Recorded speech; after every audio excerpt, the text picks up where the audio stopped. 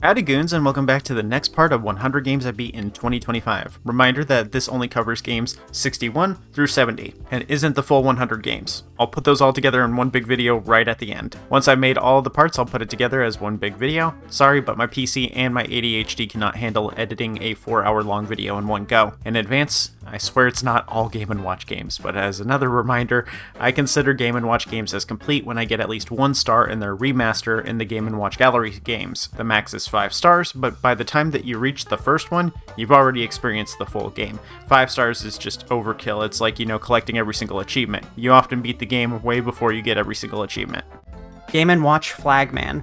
Flagman is the next Game & Watch game. It came out shortly after Ball and came in an orange box. With how simple it is, you'll wonder why it didn't release the same day as Ball. In Flagman, or Flag Space Man, in the needlessly localized American version, you watch the Flagman and repeat his commands back at him, not to be confused with the hit horror character Bagman. In Game A, this is done through mimicking his actions back at him, and in B, you try to press the corresponding buttons as fast as possible. So despite this using the exact same resources, you have two very different games. You have a memory game similar to Simon, which came out 2 years prior, and a reaction-based game. They both have the same loss conditions though. All you have to do is just fail to press the buttons in time and you lose. So if you look away for even a second, you're screwed. And this one gets fast. At least you have 3 chances to fail though. In the physical version, you have 7 buttons. 1, 2, 3, 4, Game A, Game B, Time, and I didn't mention this last time, but ACL. It resets the data like time and scores. The numbered buttons, of course, correspond to the number displayed by the Flagman. He shows you the number on either a flag or on the bottom of his grippers. I can't believe that he's showing us his dogs for free like this. Filthy. This feels weirdly fetishy in 2025. I guess they didn't really have the foresight they thought they did. Maybe I've just been on the internet for a little too long. In Game A, he'll show you these in a pattern, and when you get it right, he repeats the pattern and adds an additional number. Despite me being pretty bad at remembering number sequences beyond 12, I found myself getting to 20 pretty easily. Maybe it's the repetition. In Game B, he shows you one number, then you have to press the same number as quick as possible. I don't think there is much of a challenge to these games except for remembering what button is what. Number 1, top left. Number 2, top right. 3, bottom left, and 4, bottom right. It's easy on the original because the locations on screen correspond with the location of the buttons and they're clearly labeled. I think Simon is better though because the indicators are built into the buttons, making it require no translation at all from your brain. But this incredibly simple game got a re-release on Game & Watch Gallery 3 for the GBC and was put on Switch Online. Was anyone really specifically wanting Flagman? Because I definitely bought a $500 gaming handheld just to play a less colorful Simon. The real problem comes from translating the game's actions to the inputs on your device. Up is 1, down is 3, A is 2, and B is 4. This is fine, and it works fine, but I think when emulating it on Switch Online, we could have had a better control scheme. After all, the bumpers and triggers are arranged in the same way as the physical version's buttons. LB could be 1, RB 2, LT 3, RT 4. It's still not perfect, but without remaking the game to accommodate the modern controls, this is the best we could get. There are other ways to play Flagman, of course, but they didn't do a reproduction like Ball, so getting an original Flagman is absurdly expensive, from the hundreds to the thousands, despite how mid this game is. Personally, I think the original $50 was already too high of an asking price. You can get Simon keychains for $15 and it's the same thing. Anyway, the best way to play this game is unfortunately the original. You're going to react faster when there's less translation in the buttons. You could play the other versions and get good with enough practice, but you're not missing out. In my opinion, this is probably the worst Game & Watch toy ever. Not only is it highly derivative and incredibly basic, it was all that 45 years ago. It was born ancient. Benjamin Button disease, but for a video game handheld. This game only has value as a pack-in with other Game & Watch games. It's like, oh sick, Gwug 3 has egg and greenhouse? Flagman is there too, I guess. Might play that a couple of times. I don't recommend giving anyone money just to play this, as its value is purely historical. If Nintendo made a big anthology of all their games and didn't include Flagman, I'd be upset, but I'd get over it pretty quickly. But they should include it just for the sake of completion. Also, please make a Game & Watch Gallery 5 or Mega Edition with remakes for all of them, even if you don't feel like making modern versions. I need to be able to make a child go into full cardiac arrest when I tell them this was gaming 50 years ago. But don't waste your time with Flagman. You watch the game here, that's the full experience. Game & Watch Fire. Despite being a game about red hot flames and saving people, this Game & Watch is themed with blue accents. Sure, there's blue fire, but when I think of hot, I think of reds and oranges. The system designed for fire matches Ball since this was also a simple 2-button game, so we had the usual buttons of left, right, game A, B, time, and reset. In the US, this game was localized as Fireman. Like Vermin being called the Exterminator, this broke Nintendo's single-word name scheme and localized it to a much longer name. Rather than the simple fire, we have Fireman, and I guess there's 2 of them, so Fireman, because I guess no one at Timeout Games knew that the plural for man is men. I'm not even from this planet and I know that. Anyway, the gameplay for this one is incredibly simple, but it's also one of my favorites. You play 2 firemen and you move left and right trying to catch people who are jumping out of a burning building. They jump out of the burning building, tumble down, then you have to move to bounce them back up before they become a stain on the pavement. You keep bouncing them to the right until they land safely back into the ambulance. The challenge of this game comes from the same challenge as in Ball or Vermin. As the speed picks up, it gets harder to get to the falling people in time, but like Ball, the faster it goes, the closer together the 2 falling objects can get to each other. This makes it much harder to predict who will land first. Game A starts slower and takes a little bit to pick up speed, about a minute or so. As it goes on, the challenge increases by having you juggle more people at once. And Game B, the game starts faster, picks up speed, has you juggling multiple people, and all of that pretty early on. But the most annoying part of B is that there's a second lower balcony. When a guy jumps from there, he falls fast, like near instantly, and to make it worse, he can be indecisive about when he wants to jump. The ones on the top balcony tend to get out immediately, but the second balcony one will watch for upwards of several seconds. So you have to multitask with juggling your current people and being ready to zip over to the second balcony in an instant. Honestly, it's kinda super frustrating. I much prefer Game A. This is one of the more popular Game & Watch toys, having a remake in both Game & Watch Gallery 1 and 4, and a re-release with the widescreen Game & Watch series. You can, of course, play these with MAME emulation, GWG 1 on Game Boy, GWG 4 on Game Boy Advance, and through RetroFab if you just want to check out a full 3D version of it. In GWG 1 for the Game Boy Original, you have a reproduction of the original LCD game and a remake with Mario characters. Mario and Luigi replace the firemen, and Toads, Yoshi's, DK Jr., and Eggs fly out of the castle as you try to bounce them over to Peach's stagecoach. Each character that pops out has its own speed and fall style. Toads fly high and slow, DK Jr. bounces low, and Yoshi is in the middle. With the eggs, you have to bounce them to reveal the character inside, which is Bob-Ombs. Don't bounce them over to the carriage. Instead, let them hit the ground. If you fail to bounce one of them, they hit the ground and Mario and Luigi run off and hide so no one accuses them of murder.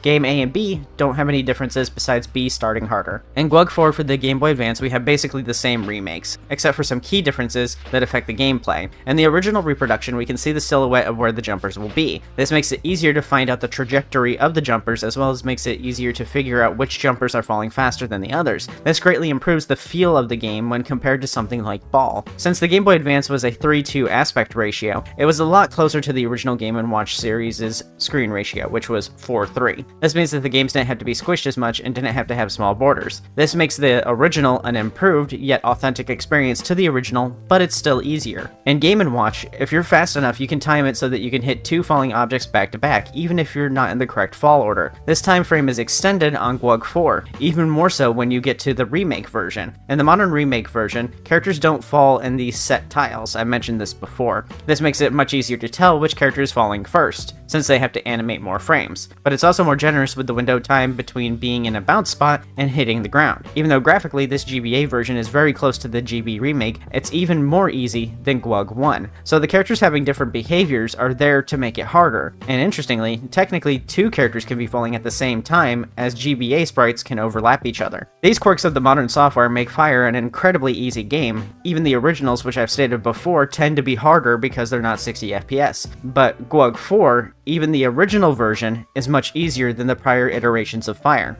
So, which version is the best? I would say if you want an easier experience, GWG 4 on GBA. If you want a more authentic experience, I'd say the original, RetroFab, or GWG 1. Graphically though, I think GWG 1 is probably the best. Even though it's GB and it's lacking on color, the sprites are better looking than GWG 4. The sprites on GWG 4 kinda hit an uncanny valley for me. like they were trying to be more realistic but weren't quite there. It's not a huge problem with Fire on GWG 4, but GWG 4 in general has an uncanny art style to me. Regardless of what method you use to play all of them, they can be very easily emulated these days. An RG Nano can handle GB emulation and earlier no problem, and it's the size of a wristwatch. So pretty much anything can emulate GWG 1 or GWG 4. Getting an original isn't too bad. Many of the widescreen era models are still available for around $70 to $80, which is expensive, but reasonably so. These came out at around $53 in now money. I think this one is definitely worth playing, especially if you get it in one of the Game & Watch Gallery games, but I don't think you should buy an original unless you want it for display value. Not many of these games are worth buying an original for, since the Gallery games did such a good job preserving them, and in some cases, making them even better. I'd shoot for GWG 4 if the graphics don't bother you, as you're getting a lot of good GW games in one, like Donkey Kong, Fire, Mario Bros, Chef, Octopus, Rain Shower. GWG 1 only has Fire, Manhole, Octopus, and Oil Panic, which are all still good, but it's less. GWG 4 has much more, and if you want it physical, it's probably easier to find a copy of GWG 4 than GWG 1. Game & Watch Manhole. The Gold Series was a hit pretty early on, with the first 2 games selling more than 1 million units. It definitely helped that these were not only good games, but that the Silver Series set a quality standard that Japanese gamers loved. This series features color themes that are pretty dark and muddy, and that makes it hard to tell what it is for me because colorblind. And Dootin in particular makes lots of colors much darker for me, so dark colors paired with Deuter Anomaly makes the dark colors even darker.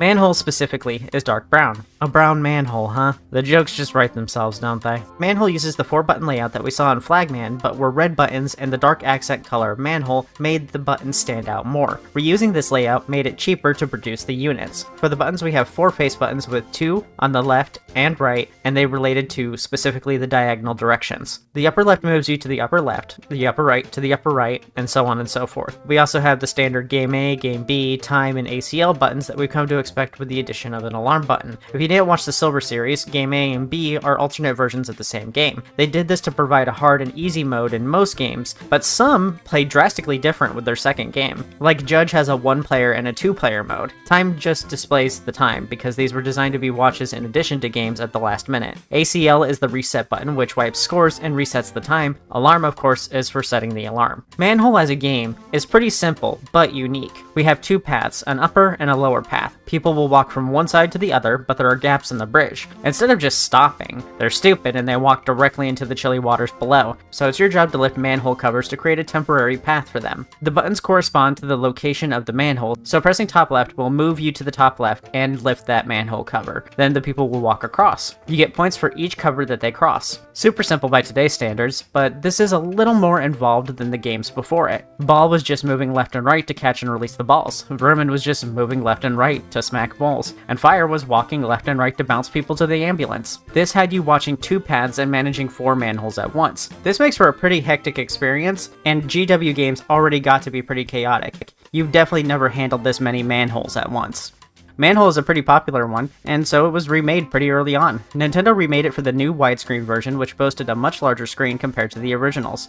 Manhole was remade for Game & Watch Gallery 1 and 4 as an e-reader card, as a DSiWare game, and in WarioWare Gold as an unlockable. If you're new to my Game & Watch videos, then get ready for a treat, because not all Game & Watch games are black and white with simple beeps and boops. In the Gallery series for Game Boy, Game Boy Color, and Game Boy Advance, we get reproductions of the originals alongside full-on remakes featuring new mechanics, color, and music. These are genuinely a treat. Before these videos, I wasn't into Game & Watch at all, but playing the Gallery series has made me really want to talk about them. So in the first Gallery game, we have a reproduction of the original. This is just a sprite-based version that tries to be as close as possible to the original. Usually these versions are much harder than the remakes, which feature faster gameplay and higher frame rates, as well as their new mechanics. But these ports are still hard, and in some cases are harder than the originals, and that's the case with GWG 1's port of Manhole. If you watch the Silver series, then you might remember my button translation issue with Flagman, or if this is in the future, and you remember me playing Egg/Mickey Mouse, there's a layout problem, just like that. The buttons on the physical version are direct input input, meaning pressing up right means Manhole guy goes to the upper right spot immediately. But in Glug 1, we're playing on a Game Boy, which means no diagonal buttons. So to hit bottom right, you need to press right then down, or down then left if you're at the top left. This might not seem like a big deal, but it does waste precious fractions of seconds. This might not be noticeable on a lower speed, but as the game speeds up, you're praying for those fractions of seconds to come back. They alleviate this a little bit through A and B being diagonal swaps. So if you're top right and you press A, you'll zip to bottom right. This works,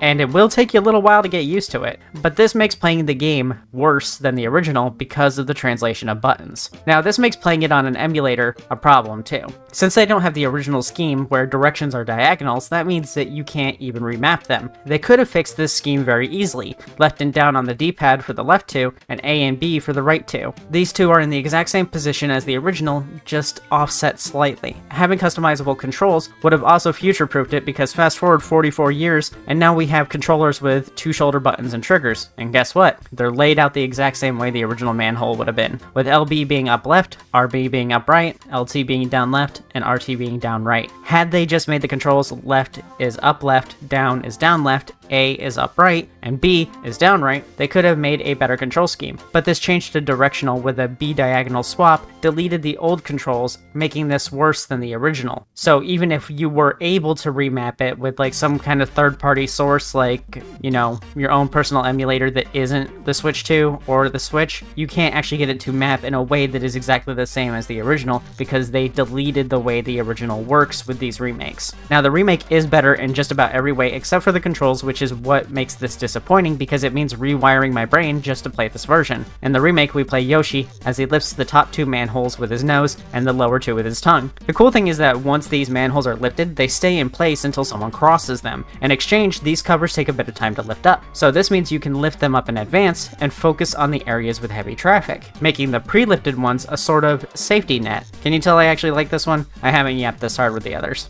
Anyway, you have Toads, DK Jr., and Mario crossing the bridges. Toads are slow, Mario is very fast, and DK Jr. is somewhere in between. Should a platform not be up, they'll fall into the water below, but they take longer to fall in than the original by doing a silly cartoon, "Oh no, I'm falling to my very painful death" animation. This gives you some time to quickly get over there and raise the platform. The closest thing the original has to this is that the frame a person steps onto the cover, they are safe. You can move the manhole, and they won't fall, they'll just float. Which begs the question, if they could float, why the hell am I even here?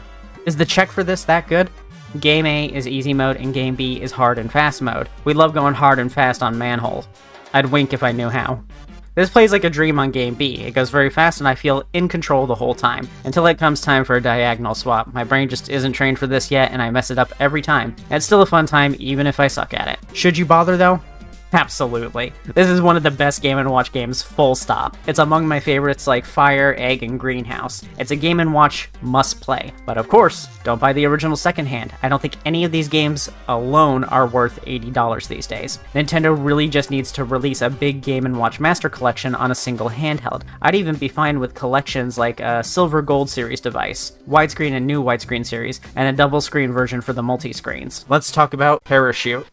Parakeet? Pair of shoes? No, Parachute. The first game in the widescreen series, and it's mostly more the same kind of thing that you'd expect from the other systems by now. You play a guy in a boat who's catching parachuters jumping from a helicopter. Failing to save one results in them being eaten by a shark, and giving you a miss. You have 3 chances to get as high of a score as possible. The controls are your standard controls for Game & Watch at this point. Left, right, Game A, Game B, time, reset, and alarm. For the majority of Game & Watch games, these are the controls, so I won't be mentioning the left-right controls again. Gameplay is similar to Fire from the Silver series, but rather than bouncing, you only need to catch them all. Just like Fire though, we have a sneaky little guy who gets stuck in the tree. It's hard to predict when they'll fall out of the tree, and sometimes this gives the game cheap wins against you. Thankfully, you only encounter them on Game B. Like in games like Ball, there are tracks that the objects fall on, and the innermost has the least frames. So falling parachuters on the right only have 5 frames to fall through, whereas the leftmost have 7. Pay attention to their tracks as well as their perceived speed when playing. The box art for Parachute is one of the better ones. Since Nintendo didn't explain how to play their games on any of the boxes. This was the closest that we got to a description. Some might think that including art like this is dishonest marketing, but unlike Atari, they put an actual picture of gameplay next to it so you know what it really looked like. So you had the real game on the left, then you had the abstraction helping you imagine what the game was like.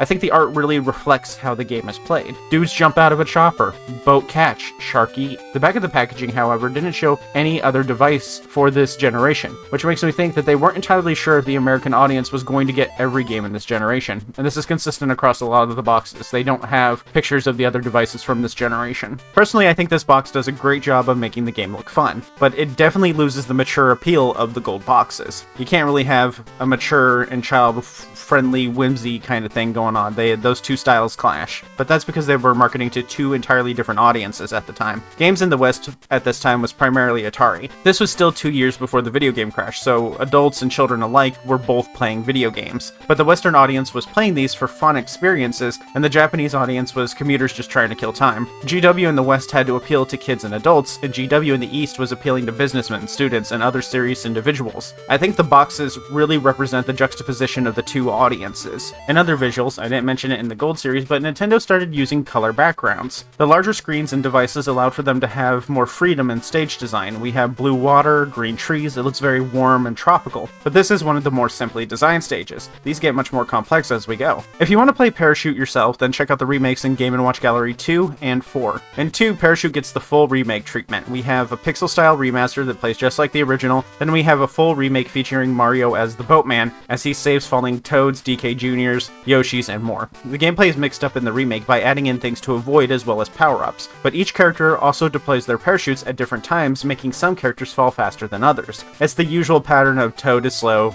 Junior is fast, and Yoshi is in between. This is not only supposed to make the superior remake harder, but also increase the game's speed. You might think the speed differences is to make up for the lack of lanes, but the modern version still has lanes based on where the ship is tossing them, like the original. In addition to the 3 lanes, we have a cannon replacing the tree. This is much easier than the tree swinging ones from the original because you can more easily predict when and where the character that is ejected will land. This makes this version significantly easier and more enjoyable than the original for me. To make things harder, there are things to avoid, like grabbing a boo will make bob-ombs shoot out, and catching one of those counts as a miss. Everything else about this remake makes the game much easier. Stars give points, hearts restore lives, and a weird design choice where the Cheep Cheeps replace the shark. If the character lands on the Cheep Cheep, they'll instead be juggled instead of being eaten. The challenge of this game comes entirely from speed and the varying speeds of the characters. Despite being a hectic reaction game, this is very fun and it's one of my favorites. This is also one of the best remakes, being a near total overhaul of the original in every way, and you're going to see a lot of that in this video. The first 3 Gallery games were very good about their remakes. With the 4th, they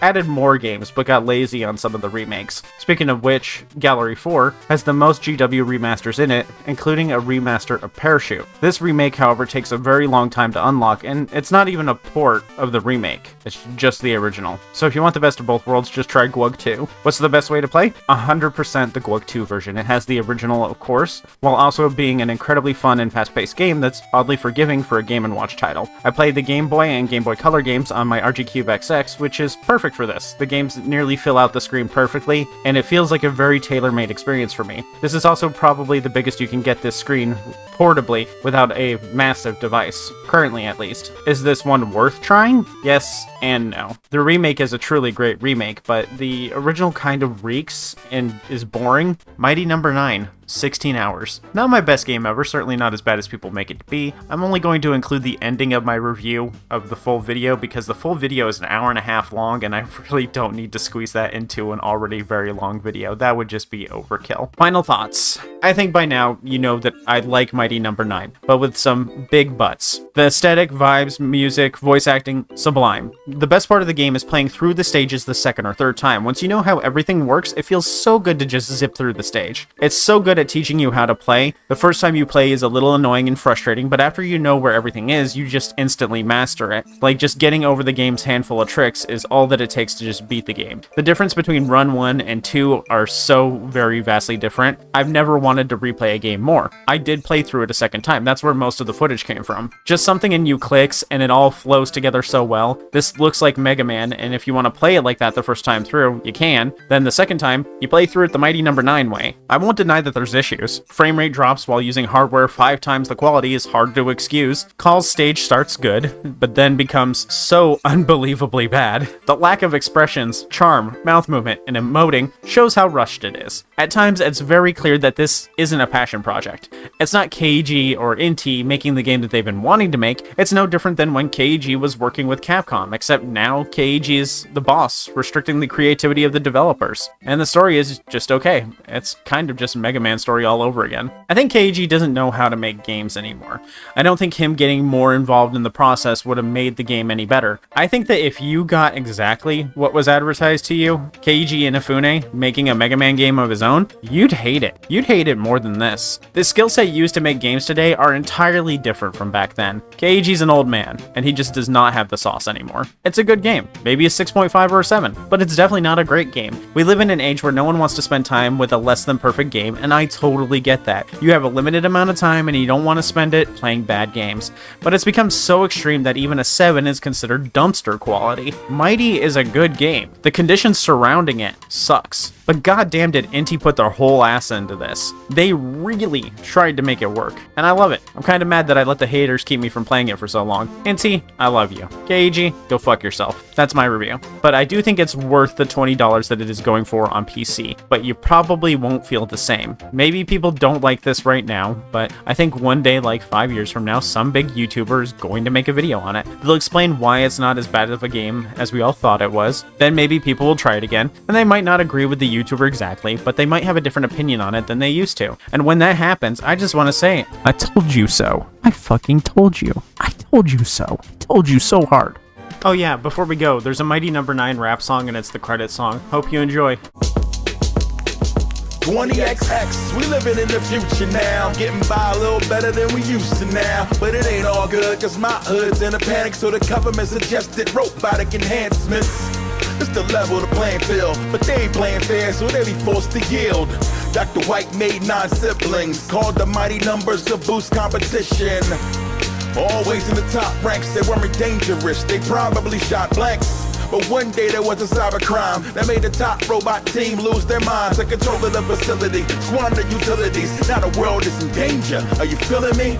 But one of the bots was unaffected. Now it's up to him alone to protect us. But most unlikely to succeed, lacking the power and speed he's probably gonna need. Once the weakest link of the family, now he's the final hope of humanity. And everyone's life there comes a time, and it seems this one is mine. My talents were undermined, now I'm the one, mighty number 9. Everyone's life there comes a time, and it seems this one is mine. My talents were undermined, now I'm the one, mighty number 9. Ratchet & Clank Size Matters, 10 hours. One day I looked over at my Vita and remembered, oh right, that exists. So I hacked it and put a bunch of games on it. I revisited Size Matters because Ratchet is my favorite series. I own 2, 3, and Deadlock on PS2 original hardware, and I recently went back to Deadlock to 100% it. I saw that Size Matters doesn't have retro achievements, so I played it on the Vita since, I want to be getting achievements either way. So this is pretty close to the original hardware and controls because of how the Vita works. That said, it's the worst Ratchet & Clank game I've ever played. Rotating the camera with L and R alone is reason enough to hate it. I'd rather eat glass than use shoulder buttons as the camera, but here I am reviewing it, so you already know what I chose to do. Man, I could be eating glass right now. Anyway, it has the core identity of a Ratchet game, playing very similarly to Going Commando, and feels like a lost sequel between 1 and 2 that works as a transition between the two. The game's biggest issue is random difficulty spikes with very few places to actually farm up. Going Commando had difficulty spikes too, but these usually kicked in right at the large open world sections where you have plenty of space and time to do things and, farm. Size Matters is also front-loaded with mini-games, horrible weapon options, everything is way too expensive, no arenas for Ratchet, and the definition of bare minimum throughout. If you love racing and gadgetbots, you'll love this entry. But hey, a bad Ratchet game is still a Ratchet game, so it's not all that bad. Vermintide 2, 22 hours. During this past year, I was avoiding live service games like the plague. While this might technically be a live service game at one point, it's one that can actually be beaten. In Vermintide 2, you play a band of heroes that only sort of get along and you try to Okay, you caught me. I don't actually know that much about the story. The game is about killing massive hordes of ratmen, and it's fun as hell. 4-player co-op, dark, gritty, gorgeous, funny. It's like Left 4 Dead, but with a much more melee-oriented gameplay. It's also an RPG with multiple skill trees and different classes for each of the main cast. It's a good, mindlessly fun FPS game on its lowest difficulty, and on its highest difficulty, it's a kick to the fuzzy rat nuts that is equally fun. If you like Darktide, you'll like Vermintide. It's so similar because it's the same devs, but it's more fantasy-oriented. Killzone Mercenary, 6 hours. I do not like this game, but I think it's more of a fault of the Vita than the game itself. If this is the best the Vita has to offer, no wonder it failed. It's an incredibly generic FPS, and I even like the Killzone series outside of this. This one is just incredibly dull, basic, and bare bones. Its only saving grace is the Killzone sci-fi setting. The Vita just really isn't good for FPS, not without a very heavy aim assist. The sticks are all too short, too small, and a mix of touch is unintuitive on a shooter. Nothing breaks up the action like having to let go of aim so that you can tap enemies on screen to use your Vanguard. If this was brought over to any console, it would surely be the worst received entry for that platform. The point of the Vita was supposed to be quality gaming without sacrifice. Meanwhile, the game is basic, controls poor due to the system, and the game runs at 30 FPS at best, but closer to 23 throughout regular play. The story is a series of checklists with little exploring, just 4 hours of people yelling Danner at you while the lead doesn't say a single word. I think the multiplayer was supposed to sell this. A lot of good that does once support ends, right? It's not bad, but it's not good. It's the definition of mid. I wouldn't even say it's a 6-7, I'd say it's like a 5-6. Dora's World Adventure, 1 hour. I've been on a big retro achievements kick, and I came up with a fun stream idea. What if I stream and we all pick out some very easy achievement sets on short games and play them together? It was a great time, and I want to do it again, but I just keep forgetting to plan it. I think next time I want to do a wheel and we just spin it and it picks a game. As a Dora the Explorer experience, I believe this game fails in a lot of ways. To me, Dora was a game about teaching kids life lessons and some Spanish along the way. This game didn't really do either of those things. It's more of a collection of games and exploration zones. Personally, I was too old for Dora when it aired, but my cousins watched a lot, so maybe I didn't grasp what it was actually about. GG Portrait Pai-chan, 1 hour. Imagine a WarioWare micro game. That's it. That's the entire game. It's a WarioWare micro game played over the course of 15 long minutes. All you do is smash A and B, and it's so crazy that they charged money for this. It's a super easy 100% on retro achievements though, but your hands will be very tired afterwards. The plot is simple. You mash buttons to help Pai-chan go throughout her day, which is kind of wacky, and then you get to beat the crap out of your dad at the end of the day.